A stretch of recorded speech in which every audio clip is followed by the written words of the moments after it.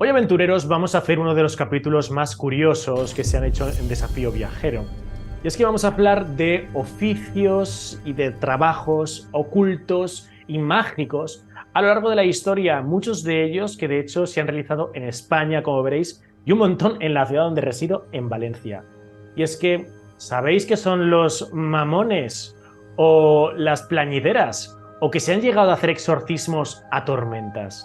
Bueno, vamos a hacer un repaso por alguno de los oficios más curiosos y de esto que dices, no me creo que exista. Y si hubiera existido, me habría gustado saber qué habría hecho la inspección de trabajo de su época. Venga, comenzamos.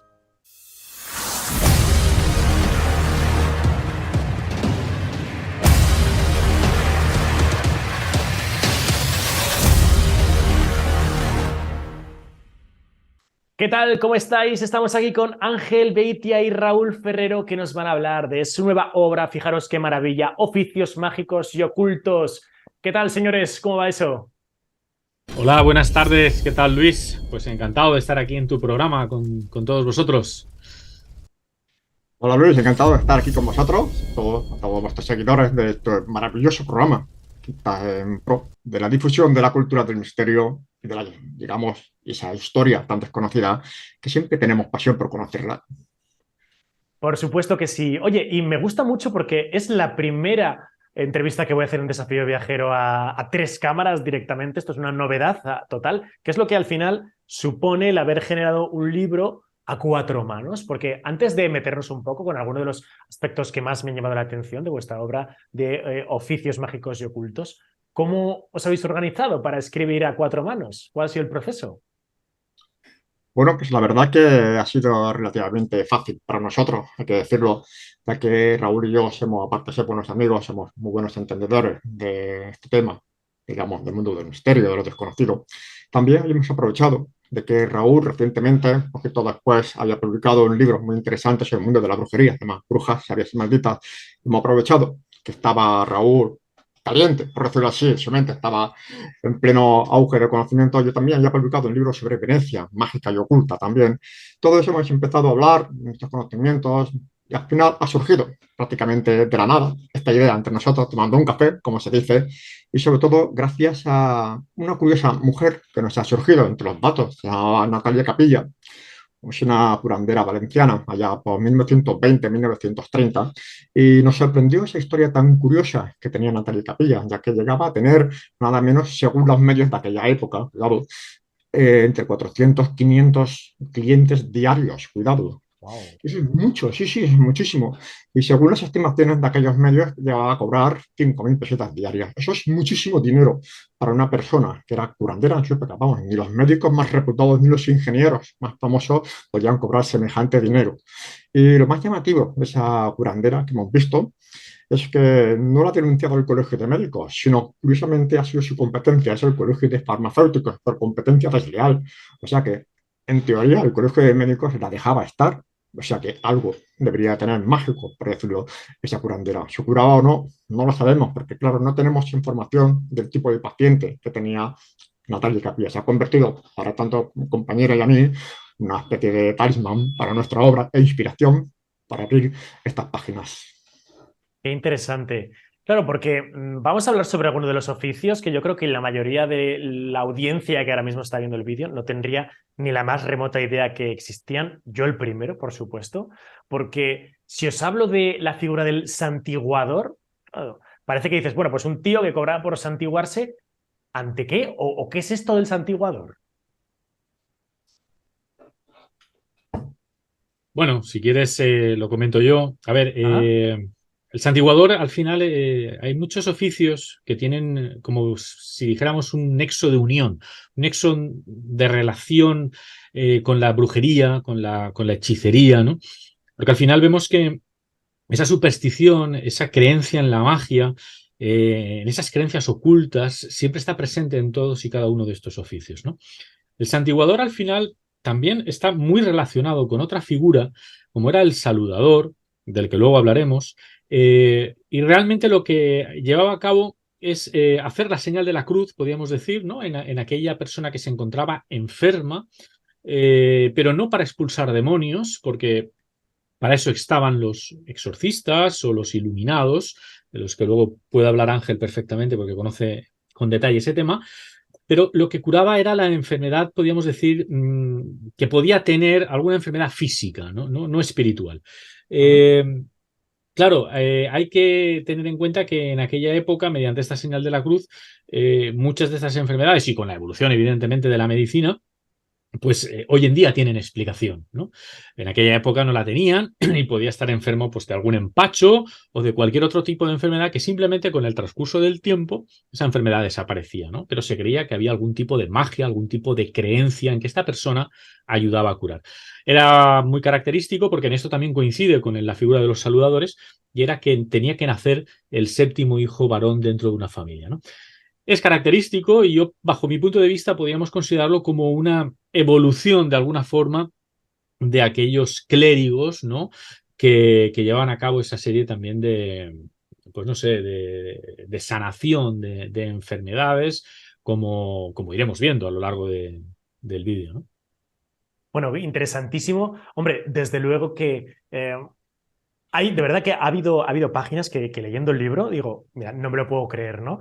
Y hacía una foto al párrafo, se lo enviaba pues a algún amigo, a alguna amiga, ¿no? Diciendo, ¿no sabías que esto existía realmente?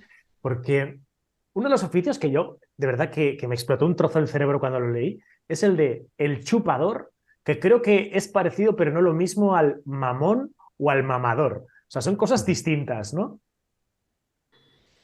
Bueno, pues la verdad es que tanto el mamón como realmente es un oficio que hemos añadido, se llaman mamadores.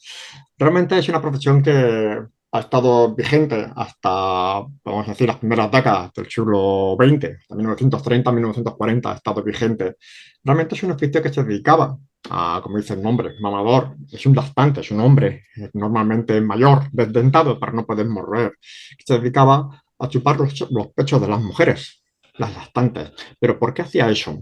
Primero porque la mujer, esa mujer que era lactante, posiblemente ha perdido su hijo recién nacido. Estamos hablando de una época en la que había muchísima mortandad infantil, eso era muy complicado. Entonces las mujeres que tenían los pechos llenos de leche había que vaciarlos porque era doloroso y recurrían a un mamador. En este caso era la figura del mamador, era normalmente un hombre mayor desdentado para no morder y antes de hacer ese trabajo, ese oficio que se dedicaba, pues se tomaba una copita de coñac, de brandy de la época para, digamos, como antiséptico para desinfectar la boca, se enjuagaba un poquito y luego hacía su trabajo, era chupar los pechos, nada más, no era otro. También se podía, pero la verdad, te voy a decir una cosa, es algo curioso porque se permitía, la iglesia lo sabía y daba el visto bueno, incluso había algunos mamadores que para evitar que pensaran que esto era algo erótico, por decirlo así, pues hacían ellos un ritual invocando a la Virgen o a un santo que ellos tuvieran devoción para pedir perdón por lo que hacían. Y ellos se dedicaban a vaciar los pechos de leche, o también había algunas mujeres que tenían un problema con la lactancia, que no podía su propio hijo lactar porque tenía, digamos, los pezones tenían un poquito tapados, por decirlo así, y ellos eran especialistas, pues digamos, te quitaba el atasco que tenía ahí y facilitaba la lactancia a los niños. Esta profesión parece algo extraño, pero no. Esta profesión, si observamos un poquito, ha evolucionado y ahora mismo tenemos muchísimos elementos técnicos para estas mujeres que están en lactancia. Esto es alucinante, es Eso, ¿no? decir, Te has pegado con el mamador, ¿no? no, la verdad que me sorprendía mucho. Es decir, un señor mayor, un anciano desdentado, pues para que no mordiese, se tomaba ahí una copita de brandy o de coñac para desinfectar y luego lo que hacía era estimular el pecho de la mujer para que pudice dar la leche. A grandes Así es, rasgos, Luis.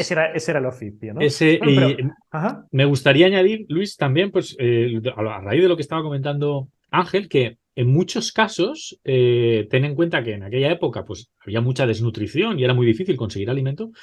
Muchos de estos mamadores se bebían la leche que extraían, salvo en aquellos casos donde había mastitis, que era una infección mamaria, que la escupían de alguna forma por esa parte malsana, ¿no? Pero es que y es curioso porque también viene a colación, como decía bien Ángel, hasta los años 30, por algunas aldeas anunciaban estos mamadores a grito y a voz llena, ¿no? Diciendo es chuclen pitch y es joguen carretours, que en castellano significa se chupan pechos y se alquilan carritos de bebé. O sea, un oficio espectacular. Ostras. Claro, esto es distinto a lo del Exacto. chupador, es distinto a lo del chupador, ¿no? Es decir, la persona que directamente chupaba zonas malignas o donde podía haber algún tipo de mal en la persona, ¿no? No, al final yo creo que son oficios que están muy relacionados, ¿no? Porque realmente ten en cuenta que en muchas ocasiones estos mamadores, cuando chupan o extraen de alguna forma esa leche que no está en buen estado, la expulsaban de alguna forma de ese fuego purificador. Eh, Hoy en día, cuando tenemos una herida, de forma... Lo que hacemos es llevarnos, ¿no? Y nos chupamos esa herida con la saliva porque se ha demostrado a lo largo de los años pues, que hay antisépticos en la propia saliva, ¿no? A lo que te estás refiriendo es el tema del saludador, ¿no? El Ah, ok, eso saludador es. está muy relacionado con el tema también de los mamadores en el sentido de que los saludadores lo que hacían era curar mediante el aliento también o mediante la saliva a aquellas personas que quedaban contagiadas por la rabia. Es decir, claro, la rabia lo que provocaba era una serie de enfermedades como podía ser pues depresiones, crisis nerviosas, agresividad y que en muchas ocasiones se confundía a esa persona que estaba enferma de rabia incluso como un caso de vampirismo, ¿no? Y estos saludadores, al final, es como dadores de salud, fueron reconocidos como tales y se decía que el poder residía en la boca por medio de ese aliento y de esa saliva que efectivamente, como tú dices también, aplicaban a esas personas que enfermaban de rabia. Y se decía que nacían con una cruz en el paladar, la cruz de Santa Catalina o la cruz de Santa Quiteria, y que, bueno, tenían que pasar una serie de pruebas totalmente espectaculares, como era, por ejemplo, beber aceite hirviendo y no quemarse, o andar por brasas o hierro candente, o, bueno, una serie de actos que al final realmente la Iglesia lo llegó a regular de alguna forma y determinaban quién podía ser saludador o no, por la gran cantidad de saludadores que empezaron a aparecer, ¿no? Porque era una forma de ganarse un dinero fácil, ¿no? Entonces la Iglesia, claro, al final era la propia Iglesia la que firmaba de alguna forma quién debía de ser saludador y un poco ahí entre la Iglesia y los clérigos pues podríamos decir un poco de mamoneo, viene al caso, ¿no? Esa palabra para ver quién podía ser saludador, ¿no? ¿En qué época estamos hablando? ¿Cuándo habría saludadores, Raúl?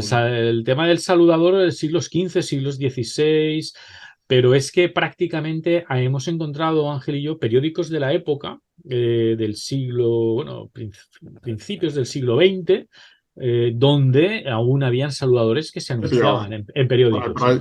¿no? Mm. Espectacular. Bueno, con la iglesia hemos topado, desde luego, porque en vuestro libro, en Oficios Mágicos y Ocultos, es curioso porque citáis referencias de los sermones de San Vicente Ferrer, ¿no? Pues que en Valencia, vamos a ver, es un héroe en toda regla, ¿no? Ahora bien, de todas las personas que consideran, bueno, pues el santo, ¿no? A San Vicente Ferrer, a lo mejor si leyesen alguna de las cosas que decía este señor, pues un poco tergiversarían su opinión. Porque es que fijaros, literalmente San Vicente de Ferrer, cuando nos habla, por ejemplo, pues de los curanderos, de los hechiceros, ¿no? Pues de toda esta gente, los cita de esta forma. Debemos recurrir a Cristo y no a los hechiceros, que no pueden darnos otra cosa que el infierno. Y expulsad a los sortílegos, porque mantenerlos es terrible a los ojos de Dios. Y con tal fin no escatiméis en leña, pues una vez desvelada la verdad, quemados han de ser. Así como Dios esparce la semilla de la falsedad, esto es, hechicerías, adivinaciones, ponzoñas y cosas similares. Cuando cuando amparáis a esta clase de personas, la ira de Dios cae sobre vuestras tierras y basta con la sola presencia de uno de ellos para que vuestra tierra sea destruida y por eso tales personas han de arder, así tal cual. Vaya cómo se las gastaba el santo San Vicente Ferrer, ¿eh? Efectivamente, Luis, hay que tener en cuenta que San Vicente Ferrer es el patrón de aquí de la provincia de Valencia. Nació en 1350 y falleció en 1419. Hay que tener en cuenta, es un dominico. En aquel momento que San Vicente estaba, digamos, en su máximo esplendor, digamos, eran tiempos de conversión. Habían personajes de los moriscos que se convertían al cristianismo y también del judaísmo al cristianismo. Eso estaba muy vigilado, estaba muy pendiente también. Sobre todo había lanzado Él mismo una especie de cruzada contra todas aquellas artes que no tenían nada que ver con el cristianismo. Para él, para, digamos, San Vicente, era mejor morirse. Sí, sí, de verdad. Te lo decía así en muchos sermones. Eso es un pequeño sermón que entender. Muchas veces escuchamos los sermones de San Vicente. Bueno, habrá sido un discurso de un ratito. No, no. Los sermones son 2 horas o 3 horas largas en una iglesia y no podías abandonar la iglesia, no, no. Incluso he llegado a leer en algunos párrafos que cerraban las puertas de la iglesia para que no pudieras abandonarlo. Te tenías que tragar todo el sermón, lo que se decía de San Vicente. O sea, que si alguien abandonaba la iglesia, San Vicente te va a decir dónde vas. Es que me he Ostras. dejado un puchero en casa, ¿no? Pero bueno, bromas aparte. Pero también, aparte de todo, San Vicente, yo, a mi pesar, tengo que bajarlo de los altares. De santo tenía poco, era una persona cruel en su época. De todos modos, hay que intentar también pensar con la mente de aquellos tiempos, muy diferente la mentalidad de, digamos, de aquellos siglos con la actual, pero a pesar de ello era un personaje cruel, alentaba, digamos, a denunciar a aquellas personas que practicaban, digamos, hechicería, mujeres que eran celestinas, incluso sanadoras, cualquier cosita que ellos veían extraña, que se alejaba de los dogmas de fe. Entonces eso hacía, alentaba también a la población a denunciarlo. Y Vicente daba el visto bueno a su castigo. Podía ser la hoguera, podía ser los castigos físicos, y a él no le importaba que fueses una persona mayor, incluso un niño, no le importaba que merecía el castigo. Ya lo decía, que no era nada sano, no era bueno recurrir a recursos de brujas, de hechiceros, de curanderos para sanarse, sino que lo mejor que podías hacer era rezar. Así Ujú. que esa Bueno, era su teoría. No había otra, pues por eso ese Vicente lo tengo yo, digamos, en un poco punto, cruzado, ¿no? en mi opinión, no lo tengo en buena estima. Él has parado, has frenado la evolución natural de los conocimientos de medicina. Y hay que tener en cuenta también que en aquellas épocas de San Vicente estaba la epidemia de la peste. Entonces también justamente los mejores médicos que habían eran los judíos, los que tenían las tendencias judías, eran los mejores médicos y estaban prácticamente vetados ahí los judíos. Al final todo eso se va mezclando, es ya un tema histórico y al final eso entorpece el desarrollo de una ciudad. San Vicente frenó, queramos o no, frenó mucho el desarrollo científico, por decirlo así, de los recursos naturales, de los conocimientos de medicina, de salud, los frenó mucho, queramos o no. Bueno, no obstante, hablábamos de que San Vicente promovía el rezo y hace poco en el telediario veo que, no recuerdo ahora mismo en qué iglesia española era, que, bueno, la gente impulsada por el párroco salían a rezar para que lloviera porque hacía mucho que no llovía y se estaban haciendo una serie de procesiones al efecto para invocar que la divinidad hiciera que lloviera, casi como si fuéramos, bueno, pues los egipcios haciendo sus plegarias igualmente o los propios romanos, ¿no? Lo vemos a día de hoy, pero es que esto que vemos que a día de hoy sigue sucediendo, ya en la época medieval se realizaba con los tempestarios y con los rezos a Santa Bárbara, ¿no? Raúl. Pues sí, el tema de Bueno, los Bueno, Sí, Ángel. Ángel, perdona. cuenta, compañero. No, no, adelante, adelante, Ángel. Venga. Lo cuento yo. Venga. Sí, Bueno, pues dale. había mencionado Santa Bárbara. Ya he mencionado. Santa Bárbara, como sabemos, es la patrona de los artilleros, digamos, de las profesiones, digamos, que están ligadas al mundo del fuego. Mucha gente pregunta, pero bueno, ¿por qué Santa Bárbara es la patrona de los bomberos, de los mineros, de artificieros? Porque hay una leyenda que Santa Bárbara de Nicomedia, bueno, ella tenía un conflicto de amor, luego su padre la había encerrado en una torre, una leyenda antigua cristiana, y parece que Santa Bárbara pues no pudo fugarse de esa torre, al final su padre se enfadó, es una historia un poquito larga, vamos a recortarla. Su padre se enfadó, entonces cogió a Santa Bárbara, se la llevó a un monte, y su padre, Dioscoro, se llamaba, no se le ocurrió otra cosa que degollarla a su propia hija. Entonces, en ese momento que la degüella, cae un rayo, muere el padre. Entonces, a partir de ahí, por eso se le ha relacionado a Santa Bárbara con la tormenta, con los rayos, ha cogido esa figura. Entonces, es un elemento muy importante en el oficio de, digamos, el tempestario. Por eso cuando hace oraciones contra las tormentas siempre está invocando a Santa Bárbara, porque es la patrona de las tormentas. Sin embargo, en la figura del tempestario hay que entender un poquito que no siempre ha sido así, porque antes de conocerlo como el tempestario, como aquella persona que lucha contra las tormentas, contra las plagas, no ha tenido siempre esa imagen, porque hasta, digamos, en el siglo 8 9 había un religioso, San Agobardo, contaba en sus historias, sus narraciones, de que los tempestarios provocaban granizo y las tormentas, ya que ellos venían a través de unos barcos que navegaban por encima de las nubes, que procedían de un, digamos, un país imaginario, conocemos como Magonia, pero realmente ya sabemos que eso era fantasía. Al final, la figura del tempestario, como conocemos, es real, existía. Ese hombre cada vez se acercaba a una tormenta, pero cuidado con las tormentas, puede haber dos tipos de tormenta. Una tormenta que consideraban benigna, por decirlo así, entonces podrían decir que los, digamos, los ganaderos, los agricultores, era un regalo de Dios en aquellos momentos. Pero ¿qué pasaba cuando una tormenta era un desastre, un granizo, digamos, llega una tempestad? Entonces ellos pensaban que eso era un castigo de Dios, lo dudaban. Ellos pensaban que siempre estaba la mano del diablo estaba detrás, o bien un conjuro de hechicería o de brujería. Fíjate cómo se van enlazando muchas cositas, muchos oficios que no se van enlazando, van señalando. Otros que hemos juntado hechicería, brujería, tempestarios, saludadores, todo eso se van juntando como un puzzle, todos están unidos. Pues, ¿qué pasaba cuando llegaba? Retomando el tema del tempestario, si venía una tormenta que consideraban era la mano del diablo, por decirlo así, pues ahí donde entraba el tempestario, con procesiones, que serían personas flagelantes, ¿verdad? Flagelantes, se subían a los conjuranderos para hacer oraciones bastante bárbaras, bendecían hasta los 4 puntos terminales, depende, cada región tenía su rito. Pero no solo son tormentas, los tempestarios también luchaban contra las plagas, especialmente la plaga de la langosta. Aquí, en la zona sur de Valencia, de Andalucía, ha habido muchas plagas. Y el tempestario pues luchaba también contra ese tipo de plagas, que se consideraban algo también diabólico.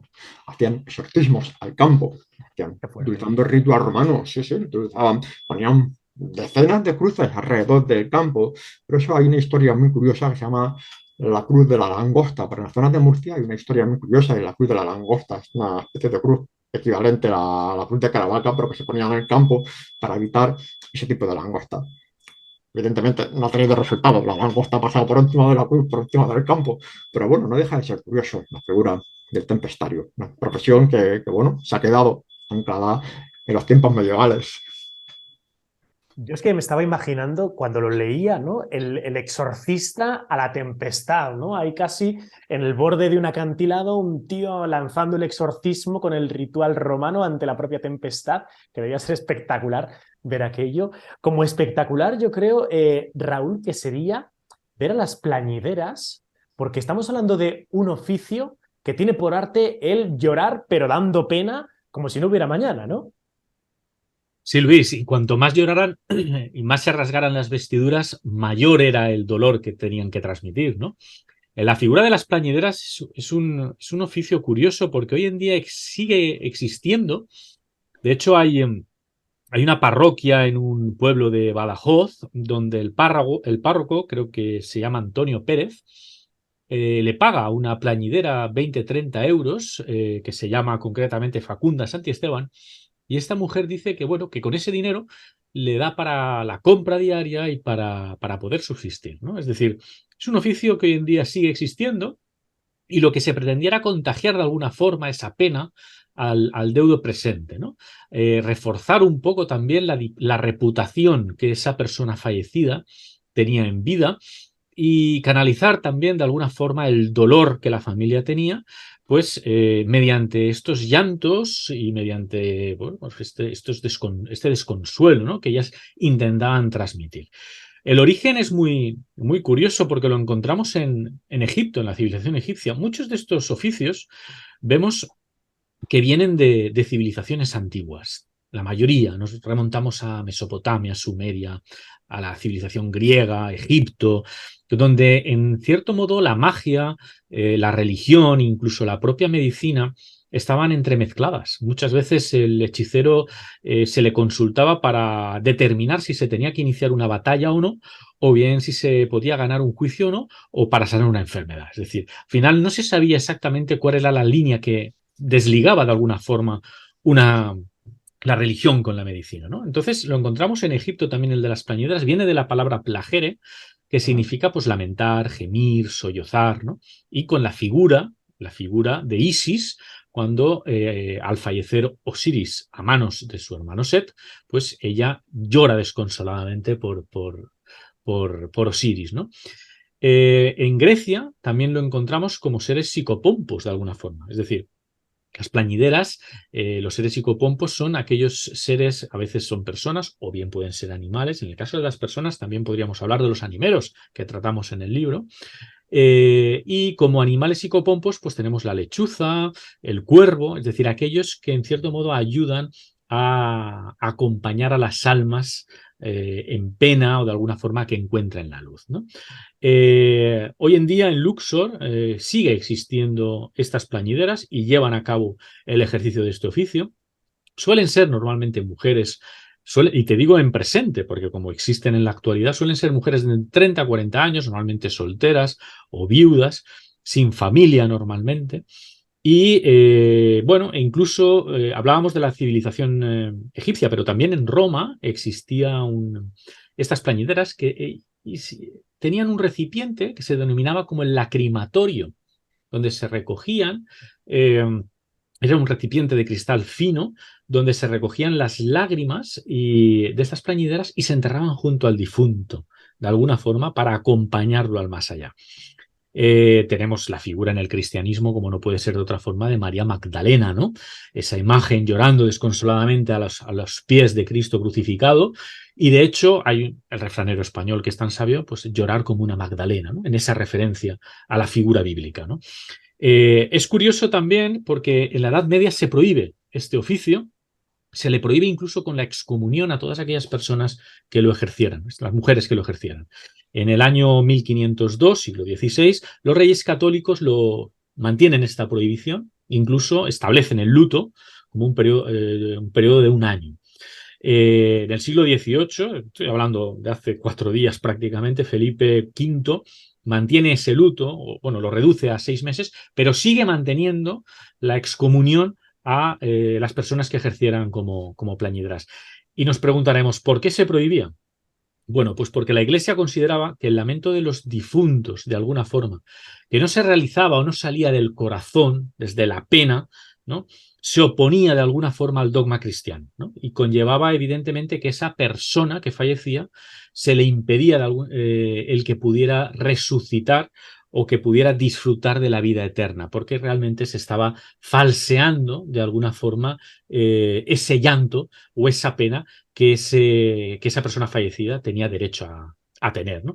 Es muy curioso y también aparece la figura de la plañidera en el Antiguo Testamento, en un pasaje de Jeremías, donde se hace referencia a que vengan las plañideras, ¿no? O sea, figura ancestral, figura antigua, figura que ha estado presente en todas las civilizaciones y figura que hoy en día aún se mantiene, pero que prácticamente ya cada vez se ejerce por mujeres con una edad avanzada y de hecho hay una población aquí en Valencia, y tú la conoces perfectamente, que es Paiporta y Ángel también, donde aún existe esta figura de las plañideras con alguna matización, ¿no? Es decir, porque lloran detrás de un perro que está hecho con forma de cartón en una procesión, pero bueno, rinden de alguna forma el culto aún a este llanto, ¿no?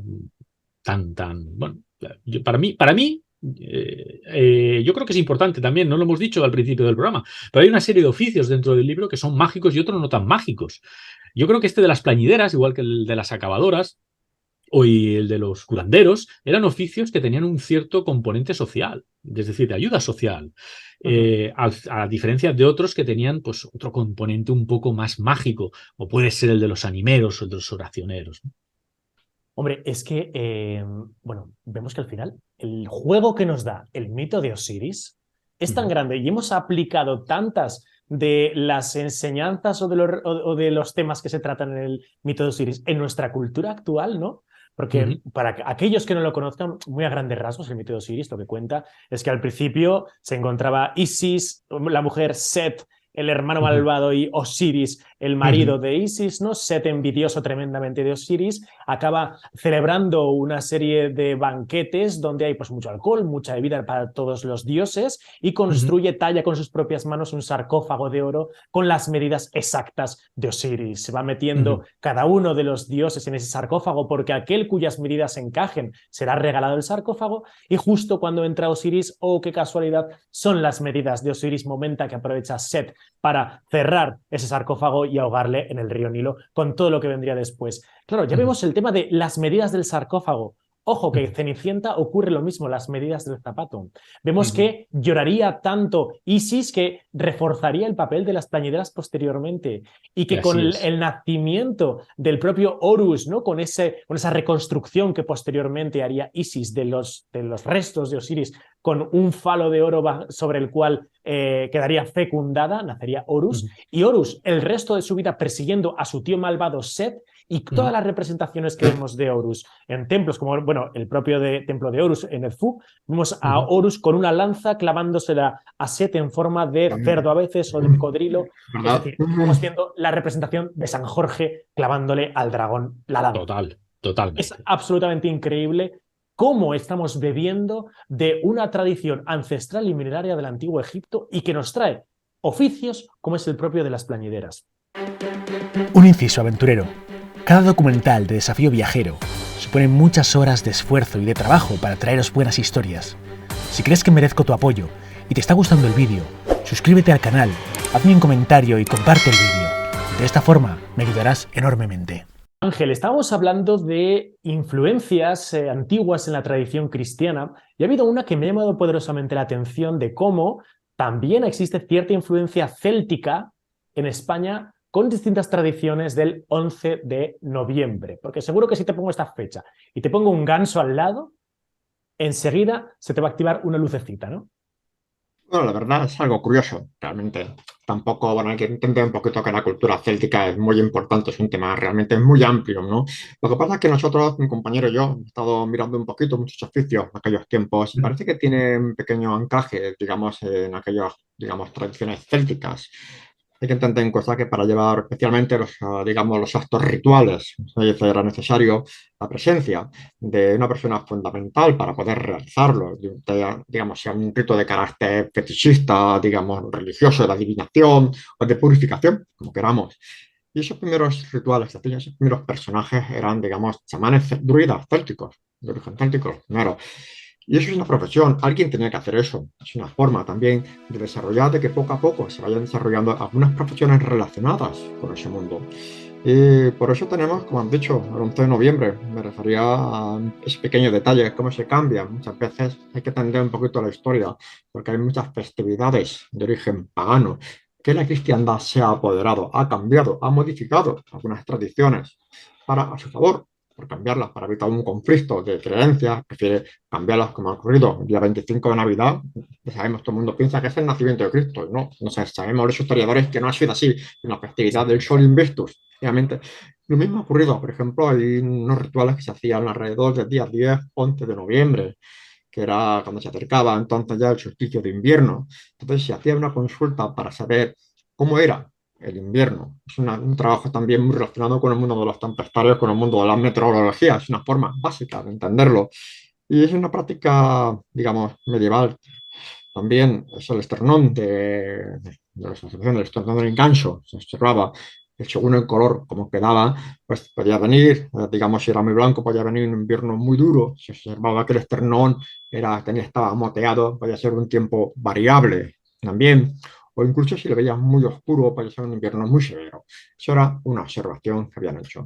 Pero fíjate que coincide casi que en esas fechas cuando viene precisamente el solsticio de invierno, viene la matanza de San Martín. Por eso esa matanza se ha transformado, ese culto, esa forma de consulta, se ha transformado en una matanza también de animales para poder observar también, porque también se observaba mucho en la matanza, digamos, el vientre, los interiores de los animales se observaban para hacer los augurios también. Había que hacer un sacrificio animal. Y coincidía justamente con los solsticios, y eso era muy importante. Pero eso de ahí tiene una pequeña reminiscencia céltica. Muchas profesiones, especialmente aquellas profesiones medievales, del siglo XXI ya no, pero sí que tenía una pequeña huella de esos orígenes. Es muy importante para poder entender cómo ha evolucionado las profesiones. Claro, es que hace unas semanas, estando por Senegal, pues visité una tribu, ¿no? Y ahí me contaban una tradición que está como muy relacionada, ¿no? De cómo a veces las vísceras de los animales pueden determinar el destino de algunas personas. Y me contaban que cuando realizan la iniciación a un joven adolescente, pues que está haciendo el cambio de la adolescencia, ¿no? Sacrifican a un gallo y le cortan los testículos, ¿no? Entonces, si los testículos son blancos por dentro, significa que va a tener una juventud próspera, pero si son negros, es que va a tener mala suerte y entonces ya hay que celebrar una serie de ceremonias con las máscaras y tal para tratar de compensar esa Sí, mala fortuna que ha determinado la tradición bueno, de que los fíjate testículos del que gallo sean negros, ¿no? ese tipo de sacrificios animales, fíjate que hoy en día se pueden ver algún tipo de creencias, como son los cultos yoruba, los cultos vudú, todavía se siguen haciendo sacrificios de animales para poder observar qué nos auguran o bien buscar un consejo. Claro, cuando hablamos de un sacrificio animal, este tipo de cultos, no quiere decir que te va a hacer un futuro muy bonito o muy negro, no te lo van a decir, solamente son consejos. Normalmente te dan una orientación de la persona, en este caso el sacerdote de turno. En este caso, las creencias, digamos, dedicadas a la santería puede ser un mambo, un hongam, o digamos, entonces ellos consultan a través de un sacrificio animal, digamos, como es una consulta, simplemente, no es para adivinar el futuro ni lo que te viene, es consulta, es como consejo. Impresionante. Eso, La sí, verdad es que yo lo creo. sí, sí, sí, sí, Consejo, sí, que es curiosísimo esto, ¿no? También recuerdo, pues hace un tiempo estaba por aquí el viajero Daniel Landa, ¿no? Y él me decía que en Filipinas, en el norte de la isla de Luzón, pues para poder acceder a unas cuevas donde había una serie de tumbas, ¿no? De los ancestros, había que sacrificar en la cena previa a un cerdo y en función del color de la bilis, si convencía o no al chamán, era que los espíritus le daban permiso o no para poder rendir culto y acceder a visitar a sus ancestros, ¿no? Que estaban por ahí. Bueno, temas tremendamente curiosos que yo no sé si están asociados a la superstición o no, Raúl, como cuando hoy en día vamos a una iglesia, nos encontramos que tenemos campanas y que habitualmente el lugar, el espacio donde está la ventana abierta, siempre en el centro de la ventana abierta tenemos una campana y que las ventanas, sobre todo que encontramos en las iglesias románicas abiertas a la luz, al aire directamente, tiene una campana como como si estuviese esa campana protegiendo al interior de la iglesia de algo. ¿Esto es así? Pues sí, efectivamente, Luis. El tema de los campaneros es un tema apasionante porque al final me viene a la mente en el Alto Aragón, por ejemplo, en muchas casas y también en campanarios, las brujas se decía, ¿no? Se decía, porque de esto podríamos hablar largo y tendido, ¿no? Que con sus vuelos brujeriles se lograban meter por las casas por la chimenea, por los huecos o por los huecos que podían encontrar, ¿no? Entonces ponían figuras antropomorfas para evitar que se pudieran colar de alguna forma, ¿no? El tema de que esas campanas estuvieran colocadas ahí no se hacía de forma casual. Es decir, hay que tener en cuenta que las campanas, el toque de campanas era un ahuyentador de los demonios, era un ahuyentador del diablo. Y se decía que aquellas brujas que mediante sus vuelos brujeriles oían ese toque de campanas al amanecer, muchas de ellas caían ipso facto de sus escobas y se encontraban al día siguiente desnudas en medio del bosque o en medio del llano donde habían llevado a cabo sus aquelarres. Es decir, no les había dado tiempo a llegar a su casa, ¿no? Porque se decía que el toque de campanas ahuyentaba el diablo y el diablo echaba a correr de alguna forma, ¿no? Es muy curioso porque antes no existía Internet. Antes no había ningún otro medio de comunicación, ni tan siquiera la radio. Era una forma, y ahora que estoy estudiando también el tema de las campanas, bueno, para otro trabajo que estoy elaborando, pero bueno, tampoco puedo decir aún nada, es muy curioso porque según el toque de esas campanas anunciaban un acontecimiento u otro, ¿no? Entonces existía un toque para la llamada de difuntos, Y aún recuerdo cuando, pues siendo pequeño, ¿no? Estás jugando en la calle y ese sonido solemne, ¿no? Parece como un llanto del campanario, el llanto de esa campana, ¿no? Que está anunciando la muerte de una persona, ¿no? Luego, por ejemplo, un repiqueteo constante y rápido, ¿no? Como para anunciar pues algún casamiento, alguna boda, algún acto festivo. O, por ejemplo, también se utilizaban cuando se acercaban esas tormentas de las que hablaba antes Ángel, porque muchos campaneros al mismo tiempo también actuaban como tempestarios de alguna forma, ¿no? Y mediante este toque de campanas también llevaban a cabo esos exorcismos para esos campos o llevaban a cabo podríamos decir, ahuyentaban también esas tormentas o ese granizo porque se decía también que eran actos brujeriles y que venían provocados por esos vuelos de que llevaban a cabo esas brujas, ¿no? Es muy curioso el oficio de campaneros que, bueno, hoy en día todavía sigue existiendo. Ángel y yo, pues, hemos tenido contacto con el gremio de campaneros y la verdad es que es un oficio que, bueno, esperemos que continúe, ¿no? Que Sí, sí, continúe sí, sí. durante mucho tiempo. Mira, Bueno, pues desde aquí voy a mandar un. Sí, sí, desde aquí voy a mandar un abrazo a mi los amigo. campaneros, una cosa es que hay que tener en cuenta que la campana es una herramienta imprescindible en otros oficios, como es el saludador. El saludador también utilizaba la campana como una herramienta para asustar, espantar las enfermedades. Tempestarios utilizaban las campanas para ahuyentar las tormentas también. Incluso los curanderos. Los curanderos también tenían la campanita para, digamos, espantar esas malas energías. Hay que Y entenderlo. los animeros. Claro, entonces hay que tener en cuenta una cosa curiosa sobre las campanas, porque las personas conocían muy bien esos sonidos antiguamente. Hoy en día ya no las conocemos, con el tañido de las campanas no sabemos lo que están tocando, pero antiguamente mucha gente sabía lo que tocaba, era el ángelus, los maitines, las ceremonias, incluso una campana, un tañido de muerte. La gente lo sabía muy bien. Es un oficio que se aprende, digamos, no se aprende en una escuela, sino que se aprende observando a los mayores, ¿vale? Haciendo un curso, observando y escuchando cómo lo hacen los mayores, o sea, que no hay una academia para enseñar el campanero. Y también hay unas cosas curiosas, que las campanas estuvieron prohibidas, salvo un tiempo para oficios religiosos, fue una normativa de 1590, estaba terminantemente prohibida hasta que no se levantó el veto, debido a que ese veto digamos, se utilizaba en las prácticas de curanderismo, eso lo sabía la iglesia. Entonces, utilizaban las hechiceras, las brujas también, utilizaban otros elementos para sustituir la campana. Un poco, un pequeño cazo de cobre lo hacían sonar para aumentar, digamos, espantar las malas energías, incluso asustar o expulsar los diablos de una supuesta casa que estuviera poseída por malos espíritus, por decirlo así, lo hacían sonar por la casa en lugar, como claro, no tenían campana, estaba prohibida. Pero eso es lo curioso, el asunto de la campana. Incluso el campanero, la profesión de campanero, pues, digamos, se ha perdido, hay que decirlo. Aunque hay muchas localidades que están intentando recuperar esa tradición, como aquí en Valencia. Está la iglesia de Santos Juanes, hay una cofradía de campaneros que están recuperando la tradición, la tradicional, las campanas, cómo sonaban en tiempos medievales, cómo se hacían con el mismo arte, el mismo estilo. Y no te creas que es una tarea fácil, es muy complicado, de verdad. Yo he estado con ellos, es una tarea sumamente complicadísima. Intentar coincidir también con todas las campanas, las grandes, las pequeñitas. Es muy paciente ese trabajo. Sobre todo, digamos que antiguamente el oficio de campanero lo ejercía un hombre soltero y vivía prácticamente toda su vida dentro de la torre. Prácticamente nacía y muere con la campana.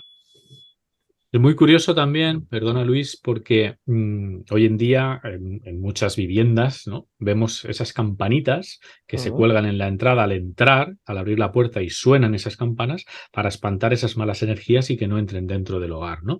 Pero es que yo creo que incluso ha habido una evolución de lo que eran el toque con cañas de bambú, ¿no? O que llevaban a cabo los monjes budistas o tal. Ese toque es un poco también una especie de campana que de alguna forma se colocaba también en las entradas de la vivienda y ese sonido hacía que esas malas energías no entraran al interior, ¿no? Es curioso también esa reminiscencia con otras civilizaciones, con otras culturas, donde muchas veces hay muchos puntos de unión.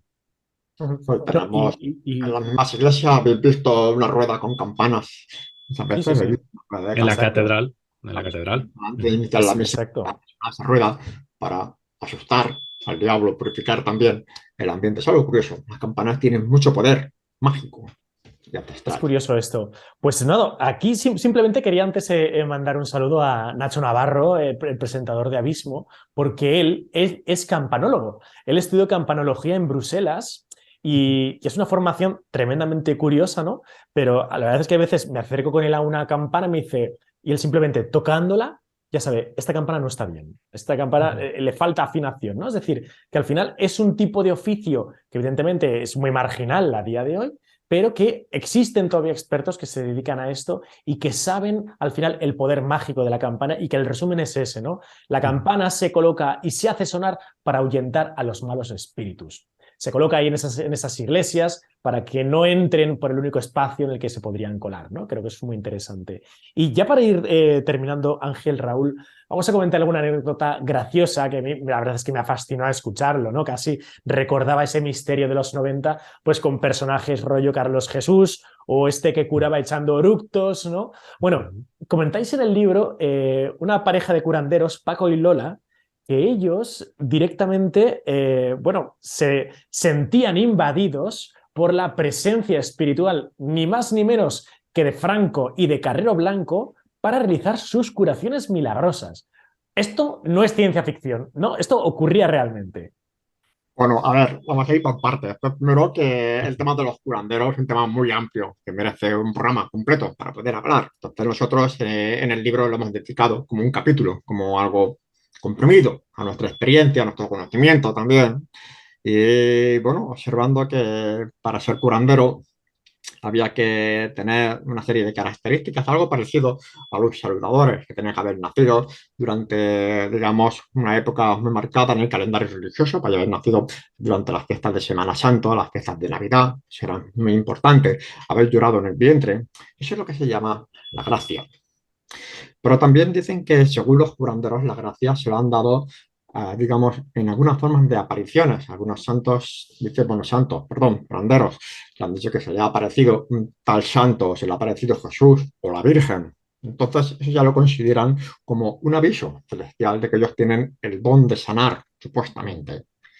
Pero al menos me llamó poderosamente la atención que hay curanderos que, bueno, no sé si decir si es cierto o mentira, cómo está eso, que nos digan que su gracia se la había concedido Francisco Franco y Carrero Blanco. Yo me he quedado un poco despistado de la idea que era, bueno, ¿esto qué es? Incluso llegué a conocer un curandero en la localidad de Torrente, que su gracia para poder sanar se la dieron los extraterrestres. Entonces, Alucinante. claro, aquí llega un problema, que entonces estamos hablando si estos curanderos son estafadores o cómo son. Entonces llega un debate muy complejo, muy complicado, si el curandero sana. Entonces ahí hay, no sé, hay diversas opiniones. Yo puedo decirte que sí, puede curar, pero puede curar enfermedades que, digamos, que no son nada peligrosas para la salud. Puede ser a lo mejor una infección en la piel, puede ser una molestia gastrointestinal, que por eso aquí en Valencia está el ritual del ENFI, del empacho, que es muy famoso. Lo habéis visto en un ritual con el pañuelo. Pueden curar verrugas, sí, por supuesto, las pueden curar con las verrugas. ¿Verdad? Pueden curarlo, ¿por qué no? Alguna molestia, un dolor de cabeza, por supuesto, pueden curarlo. Pero ¿qué pasa cuando hablamos nosotros de una enfermedad como un cáncer o una persona que es ciega? ¿Cómo está eso?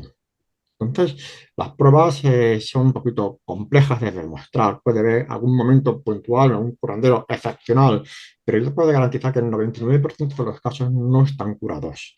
Porque es que tampoco cuentan cómo es el tratamiento que tenían esa persona antes de recurrir al curandero, porque hay tratamientos que funcionan a largo plazo. Entonces, tienen muy poca paciencia para que le pueda hacer efecto ese tratamiento. Entonces, ¿qué pasa? Cuando vas a un curandero, parece que has sanado, pero no ha sido gracias al curandero, sino al tratamiento que tú estabas recibiendo antes de llegar al curandero.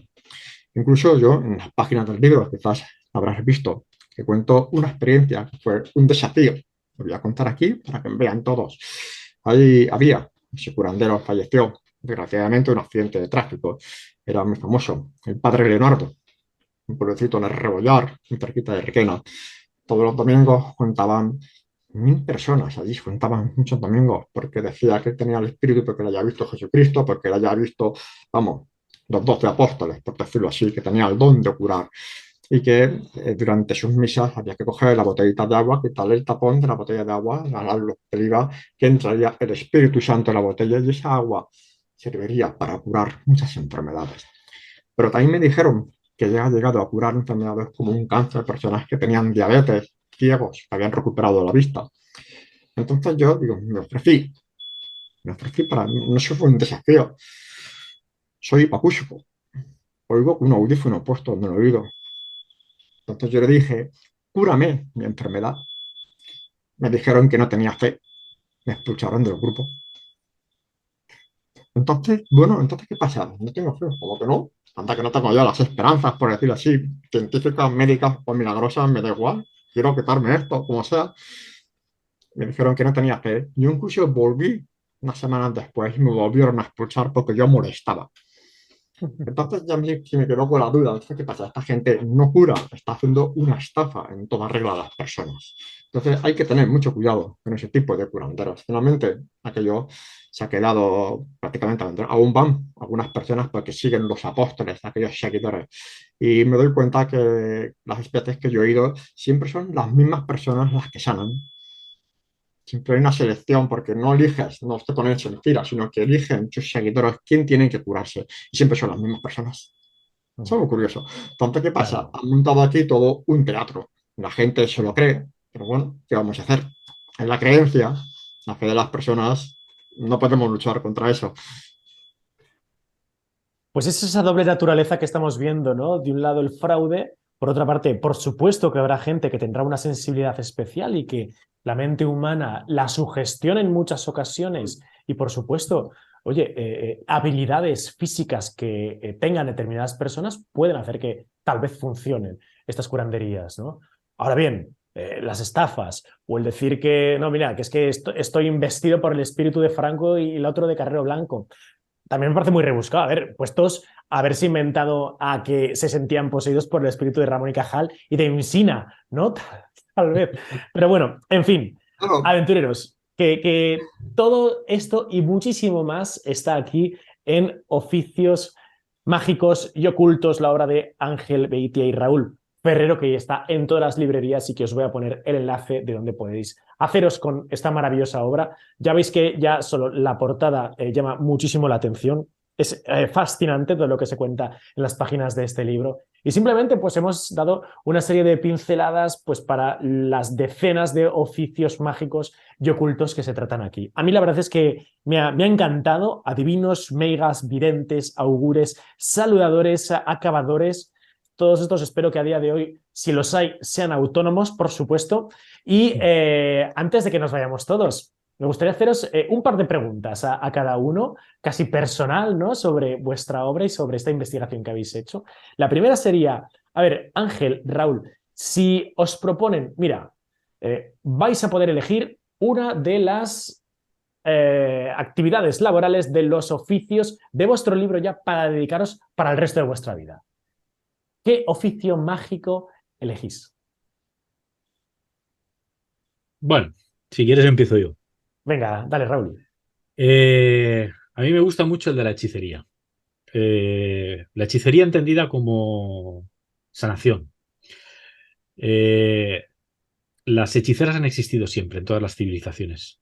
Lo que pasa es que a partir del siglo XIII empezaron a conocerse como brujas, ¿no? Pero esas hechiceras eran comadronas, eran parteras, eran herbolarias, conocedoras de la naturaleza, de las plantas, con una enorme sabiduría popular. Y a mí, si me dieran a elegir, elegiría ese. Esa persona sabia, esa persona conocedora de esas plantas que tenía esa facilidad para poder sanar y curar enfermedades allí donde la medicina no podía llegar o que por falta de recursos mucha gente no podía ser asistida. Ese para mí sería uno de los oficios que yo elegiría. Bueno, pues ahí lo tenemos. Hechicero. ¿Y tú, Ángel, qué te gustaría? pues la verdad que no sabría qué oficio elegir, porque son unos oficios tan complejos para hacer aquellos tiempos. Pero bueno, si tuviera que ponerme en la mente, una mente medieval, por decirlo así, quizás, quizás me decidiría por ser un curandero, porque también es una forma de hacer, digamos, un servicio sociocomunitario, por decirlo así, de intentar ayudar a las personas a sanar de alguna forma. También, porque también es una, digamos, una puerta a la esperanza a aquellas personas que, claro, en aquellos tiempos pues, no habían recursos, hay que entenderlo, no había muchos recursos para recurrir a un médico. Entonces las personas que eran pobres no podían recurrir a un médico de pago. Entonces, ¿qué hacían? Pues recurrir a un curandero, una hechicera, como es un compañero, una bruja, porque no había otro remedio, en la forma más barata, por decirlo así. Y creo que sería también una profesión realmente fascinante, por decirlo así, en aquel tiempo. Y si fuera por una mente un poquito más moderna, un poquito más actualizada en nuestra época, entre esas profesiones, por lo menos las que tenemos en nuestro libro, quizás me podía decidir por ser un sereno o un farolero, porque también ese mundo de la noche nos gusta, también tiene sus misterios por la noche. Los serenos tienen muchas historias curiosas que han vivido ellos. Vamos a comprobar en algunas entrevistas de la época que cada uno tiene una historia realmente curiosa que han vivido a lo largo de la noche. Así que yo creo que bueno, el oficio que es más importante, que no queremos que se pierda, es la comunicación entre las personas, que no se pierda nunca los medios Por de supuesto. comunicación, como tenemos aquí, las televisiones, la prensa, los medios, porque sin esto nunca hubiéramos llegado. Posiblemente el libro no te hubiera llegado, seguramente, a tu mano. Y es muy importante. La comunicación es fundamental en estos tiempos. Bueno, pues gracias a libros como Oficios Mágicos y Ocultos, no vamos a perder el conocimiento de estos oficios. Hoy, por supuesto, que hay oficios que desde luego son raros a más no poder. Y hablo, por ejemplo, pues no sé, de fotógrafos de platos combinados, de perfilador de tiza de cadáver, de empujador de filas del metro en China o del típico tío que cuando el coche se aproxima al paso de cebra le detiene justo antes de la raya horizontal principal. En Hay fin, mucho. hay que dar trabajo a todo el mundo y desde luego que hoy tenemos de todo. Me Y ya la gustaría, última, sí, Ángel me, Raúl. me gustaría, Luis, no dejar pasar. Yo creo que es muy importante recordar, ¿vale? Y para mí siempre hago la misma reflexión al final de un programa. Recordar es volver a vivir, de alguna forma, ¿vale? Es volver a sentir, es regresar al corazón, para bien o para mal, da lo mismo. Pero no debemos de olvidar, ¿vale? En el momento en que olvidamos ya no recordamos a esas personas, a estos oficios. Son historias de la voz popular, son historias de libertad en muchos casos, son historias de mundos olvidados, de mundos prácticamente muertos, ¿no? Pero que son historias que aún existen en la mente de ancianos de los últimos pueblos de nuestra España mágica. Y yo creo que es necesario recordarlos, porque hay algunos oficios amigos, otros no tan amigos, ¿vale? Pero que contaban la vida, contaban la magia y sobre todo también contaban la muerte. Y yo creo que este trabajo que hemos hecho Ángel y yo es un recordatorio de todos estos oficios porque al final somos hijos de ellos, ¿no? Y yo creo que, Luis, es muy importante que este conocimiento pase de alguna forma a nuestros descendientes y se siga manteniendo. Por supuesto que sí. Antes de que os vayáis, Ángel Beitia, Raúl Ferrero, me gustaría haceros la pregunta mítica del canal. Venga, Ángel, empieza tú. Ángel le ponen a cenar con 3 personajes de la historia. ¿A qué 3 personajes metes en esa cenita? Contigo, ¿eh? Ahí, los 4. ¿A libre elección? A libre elección. A libre elección. Bueno, pues uno. Es complicado, ¿eh? Me la has puesto difícil la pregunta. Hay tantos. ¿Solo 3? Puede ser. Es que Mira, 3 es muy venga, complicado. Pero si voy a... vamos a ver. Sí. Primero que sentaría es Leonardo da Vinci. Tiene que estar en la mesa. Por supuesto. Ese es imprescindible. Es el primero. El segundo. El segundo ya estaría bastante complejo. Quizás digamos, me inclinaría por un personaje, digamos, religioso. Vamos a elegir a Jesús también. Porque a pesar de que me considero ateo, pienso que es un personaje que tenía una inteligencia, una filosofía humana, por decirlo así. Sería muy interesante hablar con él. Y por último, ¿quién sería? Pues quizás mi pareja, porque la quiero mucho. Así que eso es el amor de mi vida. Muy bien, muy La bien. quiero mucho, así. Bueno, Raúl la conoce, así que yo creo que esas serían las 3 personas importantes. Espero que luego le enseñas este vídeo, enséñale luego esta parte del vídeo que estoy convencido que vas a cenar de maravilla. Oye, Raúl, ¿y tus 3 qué? ¿A quién metes ahí? Bueno, pues uno me lo ha quitado Ángel, porque yo creo que es Leonardo da Vinci, ¿no? Yo creo que ha sido nuestro Juanelo Turriano. O nosotros tenemos nuestro propio Leonardo da Vinci, que es Juanelo Turriano. Exacto. Y yo creo que es una figura que, pues eso, desconocida en muchas facetas y que muchos artilugios de los que inventó, lamentablemente no han llegado hasta nuestros días, pero que fue un genio para su época. Eh, Otra persona que metería, pues alguna de aquellas hechiceras. No sé decirte un nombre. Una. Vale. Por ejemplo, mi abuela. Mi abuela era una ¿Tu mujer abuela era sabia. hechicera? Anda. Mi abuela era una mujer sabia, era conocedora de esas plantas, hacía cruces de sal cuando venían las tormentas, pero esto es otra historia para ser contada en otro momento, ¿no? Pero hacía esa cruz de sal cuando venía la tormenta. Yo le preguntaba con 7 años, abuela, ¿por qué haces esa cruz de sal en la puerta? Y ella me decía, bueno, eso es para que la tormenta se vaya pronto. Con los años aprendes, Luis, que eso no se hacía por eso. Eso era para que esas tormentas que se decía ocasionaban las brujas con sus vuelos, esa energía negativa no entrara en la vivienda, ¿no? Por tanto, me gustaría sentarme con ella, con esa mujer sabia, conocedora de las plantas, esa hechicera, ¿no? Esa mujer buena en cualquier caso. Y con mi mujer y mi hija, por supuesto, también tendrían que estar presentes en esa cena, porque al final son ellas las que te dan ese soplo de vida, ese empuje a continuar. Este trabajo, como dice Ángel, es complicado. Escribir, trabajar, no nos ganamos la vida con esto. Entonces es aguantar esos momentos que quitas ratitos a tu familia. Yo creo que ellas también tienen parte de importancia y de nombrarlas aquí, ¿no? Bueno, pues ahí queda eso. Desde luego que muchísimas gracias a los dos, Ángel, Raúl, por haber estado en Desafío Viajero, pues presentando Oficios Mágicos y Ocultos, que es una obra fascinante. Yo la verdad es que me la leí prácticamente en 2 tragos porque se lee con una agilidad brutal, ¿no? No es un libro que se enquiste ni nada de eso, o sea, es muy fresco, muy refrescante y lo que os digo, ¿no? Casi párrafo que lees y dices, no me lo puedo creer que esto fuera real y que no estamos leyendo ficción, ¿no? Así que os deseo éxito de verdad con Oficios Mágicos y Ocultos. Muchísimas gracias a los dos por haber estado en el canal. Y, oye, os dejo estos últimos segundos para que os despidáis. Ángel, Raúl.